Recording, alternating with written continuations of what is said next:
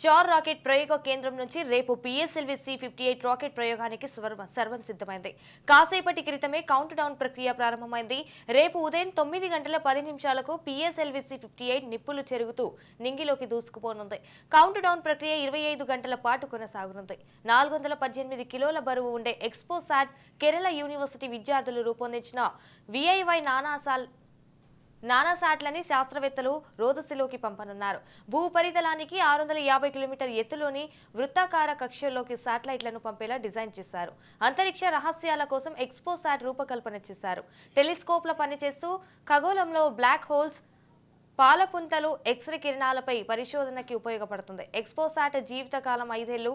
ఇస్రోకి గెలుపు గుర్రాలుగా PSLV రాకెట్లు ఉన్నాయి. ఇప్పటి వరకు 59 PSLV రాకెట్లను ప్రయోగించారు. రేపు PSLV సిరీస్లో 60వ ప్రయోగం చేస్తున్నారు.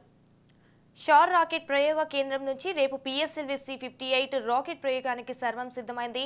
కాసేపటి క్రితమే కౌంట్ డౌన్ ప్రక్రియ ప్రారంభమైంది. రేపు ఉదయం 9:10 PSLV C-58 నిప్పులు చెరుగుతూ నింగిలోకి దూసుకుపోనుంది. రైట్, ఇక దీనిపై పూర్తి సమాచారం మా ప్రతినిధి చరిత్ కుమార్ ఫోన్ ఇన్ అందిస్తారు. చరిత్, చెప్పండి. ఏదైతే చంద్రయాన్ 3 అలాగే గగన్యాన్, ఆదిత్య L1 ఇలా వివిధ రకాలైన ప్రయోగాల నేపథ్యంలో అభివృద్ధి చెందిన దేశాల సరసన ఈ రోజు ఇస్రో తలపడుతుంది.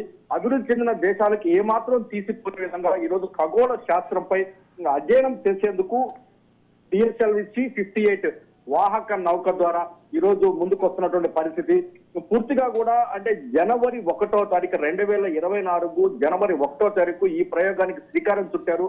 రేపు రాబోయేటటువంటి ప్రయోగాలకు ఇది వేదిక కానుంది. ఖచ్చితంగా కూడా ముందు ఎన్నో ప్రయోగాలు చేస్తామన్నట్టు కూడా ఈ రోజు ఇస్రో చైర్మన్ సోమనాథ్ తెలియజేసిన పరిస్థితి. ఈ రోజు ఉదయం 8:10 కౌంట్ డౌన్ ప్రక్రియ స్టార్ట్ అయింది. ఏదైతే ఎక్స్పోసాట్ అనేటటువంటి శాటిలైట్ ఈ రోజు నింగిలోకి తీసుకెళ్ళింది. PSLV C-58 వాహక నౌక ఖగోళ శాస్త్రంలో అత్యంత విలువైనటువంటి సమాచారాన్ని ఈ రోజు భారతదేశం అందిపుచ్చుకునేందుకైతే ఈ ప్రయోగం పెద్ద ఎత్తున ఉపయోగపడనుంది.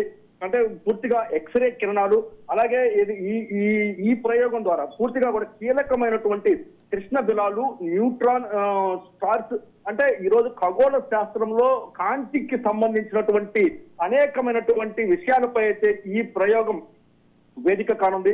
అంటే నిన్న ఆదిత్య L1 ద్వారా సూర్యునిపై ప్రయోగం చేసి సక్సెస్ అయినటువంటి ఇస్రో రేపు ఏదైతే ఖగోళ శాస్త్రంలో అంటే కాంతిపుంజ ఎక్స్రే కిరణాలపై అయితే అధ్యయనానికి ఈరోజు ఎక్స్పోసాట్ అనేటటువంటి శాటిలైట్ నింగిలోకి తీసుకుపోతుంది. సుమారు 5 సంవత్సరాల పాటు ఈ ప్రయోగం ఏదైతే ఎక్స్పోసాట్ విధులు నిర్వహించనుంది.